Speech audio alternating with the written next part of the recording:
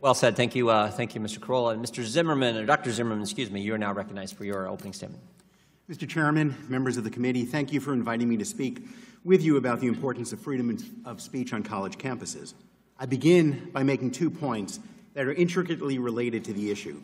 First, I believe it's important to recognize that racism in American society, both overt racism as well as more subtle but no less important forms of institutional racism, is very real and needs to be addressed. Second, nothing that anyone might say today should undermine the critical role that colleges and universities play in American society. While these institutions aren't perfect, and while those of us in the academy need to work toward improvement, higher education has been and remains the single best way for individuals to dramatically improve their socioeconomic status. Beyond that personal benefit, there's ample evidence demonstrating that society is richer when it's well populated by an educated citizenry.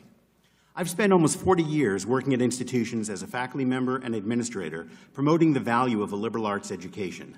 Such an education should teach students how to think rather than what to think. It should teach them how to differentiate facts from opinions, and it should teach them how to articulate their thoughts cogently rather than repeating those of others. As we've all seen, there have been problems on American campuses. Some voices have not been welcomed, while others have been violently excluded. Let me say this as clearly as I can. This is wrong, and it must stop. But what we don't need is additional legislation. We currently have all the tools we need to fix the problem if we have the courage to use them. College administrators need the courage to do what is right, to stand for principles rather than expediency, and to risk alienating some in the name of those principles. On campuses where such strong leadership exists, conflict rarely escalates to crisis. At the same time, faculty members need to hold their colleagues accountable.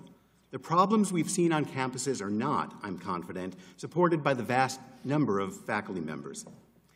But most faculty have opted to remain silent, to censor themselves, and therefore they've ceded control of their institutions to a small but vocal minority.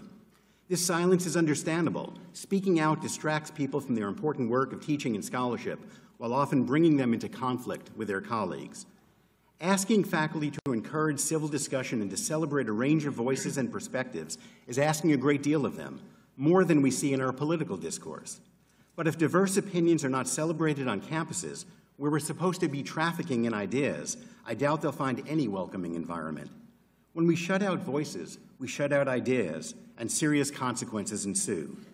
Part of the problem on campuses, I believe, stems from a rise in the belief that all knowledge is socially constructed and that there are no absolute truths, or the concept of postmodernism, as it is known in academic circles. Why has this idea made a comeback now? One possibility is that the relentless disparagement many have leveled on disciplines in the humanities, arts, and social sciences has led to a backlash. It shouldn't be surprising that when practitioners see their fields portrayed as useless by those who promote only STEM, science, technology, engineering, and mathematics, they push back, and the resistance often manifests itself as antipathy towards science. When we marginalize certain voices, we all lose. We need to recognize that disciplines each bring something important to our understanding of the world. Privileging some fields over others yields a fragmented and incomplete picture. I say this as a scientist. As important as science is, it certainly isn't all there is. Much of the tension on campuses today comes from a similar historical silencing of certain voices. Voices of the marginalized, voices of people of color, the disabled, those with non-traditional sexual orientations, the poor, and many others.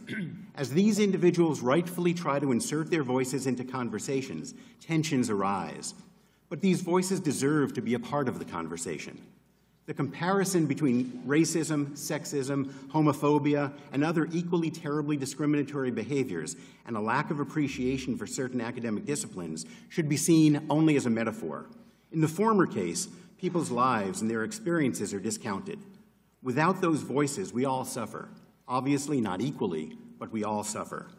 The goal has to be to find ways to celebrate ideas, a wide array of ideas, and the people who hold them. But such a celebration requires not only that more voices be at the table, but that all of us listen to those voices. Looking beyond oneself, listening to what others have to say, understanding a perspective other than your own, even if you don't agree with that perspective, after all, is what a liberal arts education is all about. Thank you. Thank the gentleman.